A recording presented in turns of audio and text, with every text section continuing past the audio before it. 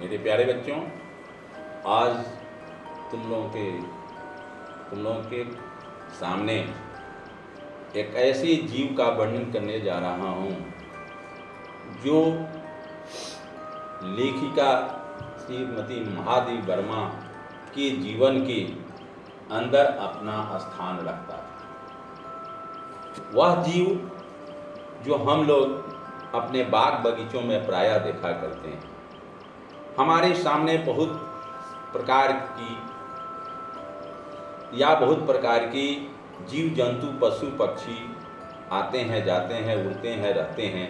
सबके साथ हम लोग मिलते जुलते हैं, लेकिन उतना स्नेह और उतना प्रेम हमें उन सबों से नहीं हो पाता है जितना जो है लेखिका को उस गिल्लू से हुआ।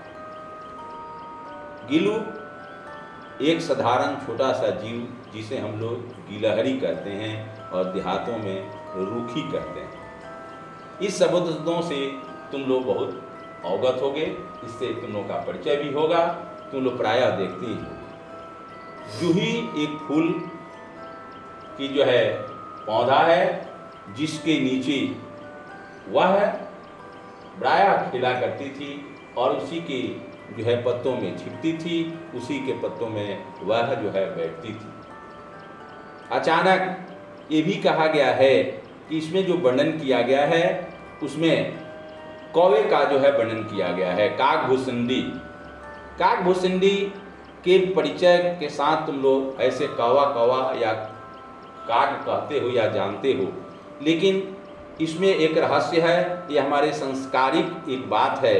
जो कौवा जो होता है हमारे पितरपक्ष में, वह हमारे जितने पूर्वज हैं उन सबों के रूप में हमारे यहाँ आता है और आने के बाद उसे हम लोग दाना खाना जल देते हैं और कहते हैं कि हमारे पूर्वज के पास चला जाता है। या अच्छे संदेश के लिए भी जब हमारे छप्पर पर वह कौवा कूदता रहता है तो हमारी माँ बहनें या हम लोग कहते हैं कि कोई आने वाला है, रात तो अरे जो हमारे कोई संदेश लेकर आता है। इस तरह का शुभचिंतक भी वह कौवा होता है। लेकिन उस दिन कौवा अपने कई साथियों के साथ मिलकर उस जूही फूल के पौधे के नीचे एक छोटे से जीव जो गिलहरी थी वह छिपी हुई थी, उसे अपनी चोंचों से मार कर गिरा रहे थे। अचानक लेखिका की जो है नज़र खिड़की से उस पर पड़ी और तुरंत वो वहाँ पर पहुँचने के बाद देखी कि गिलहरी को जो है उन कौवों के चोंचों से घायल हो गया है। उन्हें अनेक जगहों पर अनेक छेद कर दिए हैं, चोंच से मारकर घाव कर दिए हैं। उसको लेखिका जो है उठाकर लाती है अपने कमरों पर और उसे रुई से पोंछ कर मलहम पट्टी करती है। धीरे धीरे करके उसे अब जो है दूध को रूही के पोहे में डुबो कर उसे पिलाना चाहती है, लेकिन उसके दूध उसके मुंह से गिर जाते थे। यानी वो घायल होने से बहुत ही अस्वस्थ हो गई थी और शांत हो गई थी। धीरे धीरे करके जो है लेखिका ने उसे रुई के कुहारे से दूध पिलाया। धीरे धीरे करके जब उसको होश आया तो उसने उसके लिए एक घोंसला, तो उस समय तत्काल किसी के पास कोई घोंसला या पिंजरा होता नहीं है, उसने अपने फूल रखने वाले डाली में ही रुई का बिछावन करके उसे उसमें सुला दिया। धीरे धीरे करके दूध पिलाते पिलाते 2-1 दिनों के बाद जब वह चंगा हो जाती है तो लेखिका के हर क्रियाकलापों से वह परिचित हो जाती है।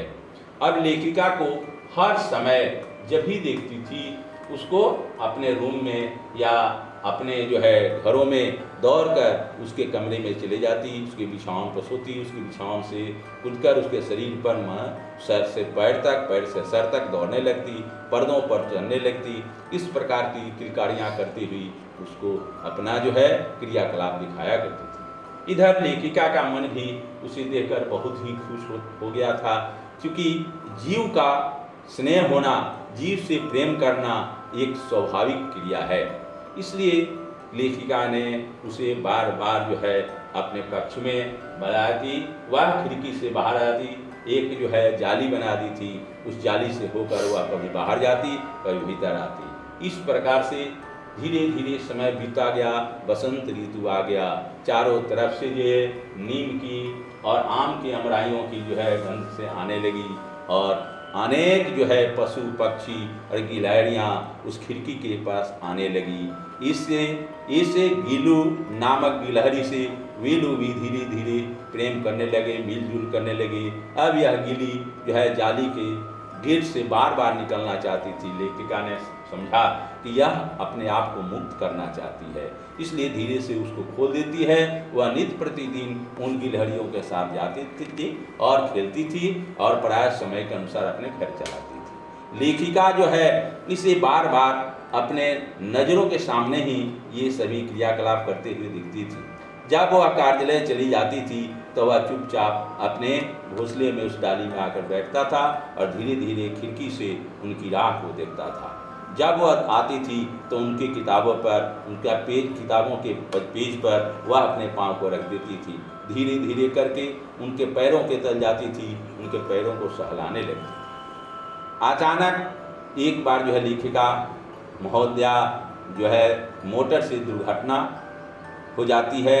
दुर्घटना हो जाने के बाद वह एक अस्पताल में भर्ती हो जाती है। इधर गिल्लू के अकेला पड़ जाता है और अकेला रहने के कारण रूम में अब वह आगे जाता है, फिर पीछे खिड़की की ओर देखता है, उसे लेखिका नहीं दिखाई पड़ती है, इसलिए बहुत दुखित रहता है। और इसके बाद वह धीरे धीरे करके अपना समय बिताने रहता है। कुछ दिनों के बाद जब लेखिका हॉस्पिटल से घर के आती है तो दौड़कर उसको जाकर वह नमस्कार करता है उसके पैरों पर और सर पर दौड़ने लगता है और उसे चुम्बन करने लगता है।